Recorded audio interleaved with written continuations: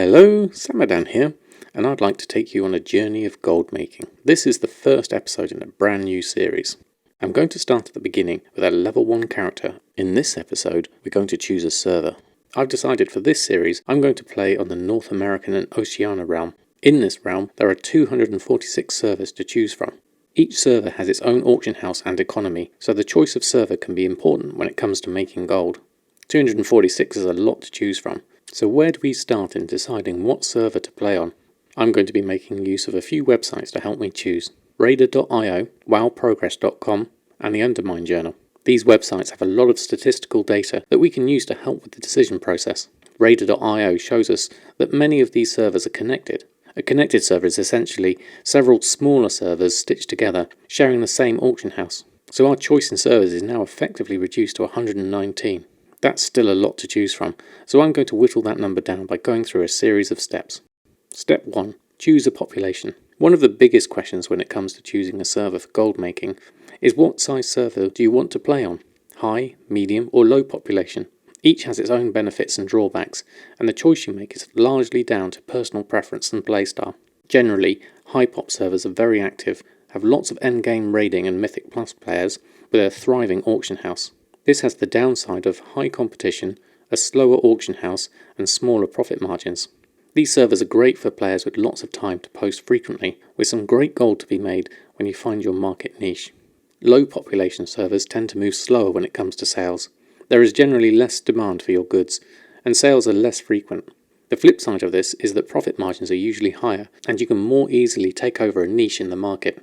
If you have less time on your hands or can't play that frequently, then these servers can be ideal. I'm going to choose somewhere with a high to middle population, as I want to be able to sell to active Mythic players. Server population is actually quite a hard figure to get hold of, as Blizzard don't release the figures. I'm going to use wowprogress.com to show me what they calculate to be the population for each server.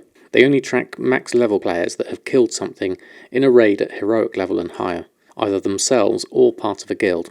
This obviously doesn't track casual players who aren't at this level, but does give us a general idea on overall population. Here, under Realms, I can filter US servers and order by population. So looking at population, I'm going to exclude all of these high ones up to and about here at 5,000 players. I've picked this on what feels right and gives me a way to avoid the heavier competition and slower auction houses. That removes 24 from the list. Next, we need to make a decision on the lower population servers. I'm going to exclude more here than the high pop, because I want to focus more on the high-medium area, so I'm going to take out everything under 2,000. Now we have 40 servers to choose from. Step 2. Choose a faction. When it comes to faction choice, it largely doesn't matter, as all auction houses are combined. However, there are a couple of things to remember. First, some items like uncanny gear are faction specific. Second, the general trend is for higher-end raiders and PvPers to be horde. Ultimately though, it comes down to which you prefer. In this case, I'm going to choose Alliance. Because, reasons, but this choice is totally up to you and what you prefer. Here are the servers split by faction dominance, as indicated by Raider.io. I understand that I'm limiting my choices somewhat by choosing Alliance, and still looking for active raiding players, but this actually helps make my decision easier as I have fewer to choose from. So now we are down to just 19 servers. Step 3. Filter by active Mythic players. Let's look at these in more detail in Raider.io. Their Realm section has been recently updated and has some pretty interesting information, including some lovely graphs on potion and food prices from the Undermine Journal. The thing I'm looking at here is the bars representing Mythic Plus dungeon runs. The orange bar is Mythic 15 and on the left is Mythic 2. If you compare the height of each and the general spread between the two, you can get an indication of the proportion of players that are pushing higher keys. These players are more likely to buy consumables, so that is a good indicator of the potential market. The raid progress bars on the right are also interesting, showing the proportion of guilds that have made progress in the latest raid. As we are currently at the end of BFA times, this is a good indicator of a healthy raiding community, and those that have completed Nyalotha. So looking at the servers, the first ones that stand out are Airy Peak, Amanthul, Dentag Whisperwind, Goldrin, Korgarth, and Lightbringer. They seem to have the heaviest shift towards Mythic 15, and have a few guilds that are competing at the Mythic level. Now we are down to 6 servers. Step 4. Time zone. The next thing I'm going to consider is the time zone. This is of particular interest to me because I'm based in the UK, so my time zone and ping will be different. I'm not planning on doing high-end content, so I'm not as concerned about ping, but it may play a factor in my auction house use, so it is something to consider.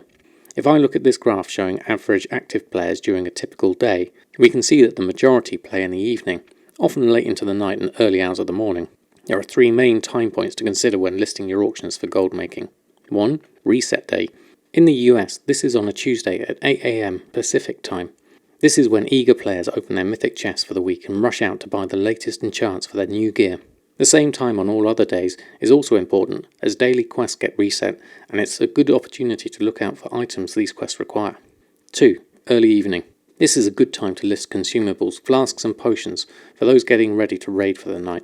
3. Late evening. The peak time when people are playing, and many will be running out of items on tough runs and need to quickly buy something to help. It's also a good time for enchants, once people have collected their loot and want to maximise their gear. Now, looking at my personal play habits, I like to get up early and also check auctions through the day, so anything between 7 AM and 10 PM works for me. Let's shift to different time zones and see where that brings me in different countries. Australia time seems pretty good for capturing players at their busiest, but I will miss out on reset day. I also need to consider the ping will be worse for me, as I am literally on the other side of the world. Of the US times, Eastern puts me at the start of play for some, while Pacific allows me to catch people before they finish for the night. They all give me a good stab at reset day in the middle. My inclination is to favour Pacific time, because I'm an early bird. I like to post first thing in the morning before I start work, and that gives me a good chance to catch some players before they head to bed. That brings me down to a choice of 2, Airy Peak and Lightbringer. Step 5, the Undermine Journal. Let's look at both of these servers in the Undermine Journal. This has a huge amount of statistical data for every item in the game and historical prices they have been selling for. You can see the most available items on the left column, which gives you an idea as to what materials people are farming currently. On the right, the items are categorised by profession and armour appearances. In order to get an idea of the economies of these servers, let's look at a few items. First, tide spray linen. We can see the prices are fairly similar. There is a bottom line to the price of tide spray because below 2 gold people will buy it immediately to craft into pants, which you can vendor for more gold. It's easy money, but time consuming. The snapshot graphs show us the price and quantity over the last 2 weeks. Comparing the two, I see the quantity is much higher on Lightbringer, which tells me there are more people farming materials. There are also more spikes and dips in the price, which tells me if I can catch it at the right time, there may be profits to be had flipping materials. Let's look at one of the professions, enchanting. We can see here under rare ring enchants, many of them are showing a profit based on market price of the raw materials, which is a good sign of a healthy market for both. Airy Peak currently showing a little bit higher. One of the popular ones is a Cord of Critical Strike. I know this from my experience on the EU. Looking at the snapshot graphs, we see there is less quantity on Lightbringer, which is potentially less competition. Scrolling down to the pricing heat maps shows me the best prices and least quantity are in the early hours of Friday morning and then through the day. This would be an ideal time for me to sell given my time zone, especially on Lightbringer. Let's also look at some early items I plan on picking up as I level. Copper ore is one of the early mining raw materials. Its average prices are higher on Lightbringer, and the exclamation mark next to the standard deviation tells me the price is highly volatile. This means there could be opportunities here.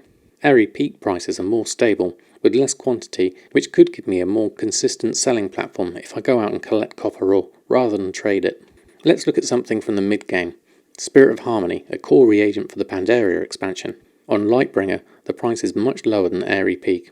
I know you can use Spirit of Harmony in part to create living steel. The price of living steel is about the same on both servers.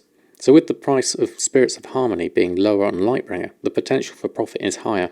Having looked at a few items now, both servers seem to be pretty well supplied with some healthy competition.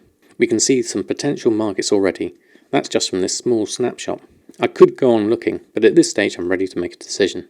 Step 6. Make the choice. I'm going to go for Lightbringer.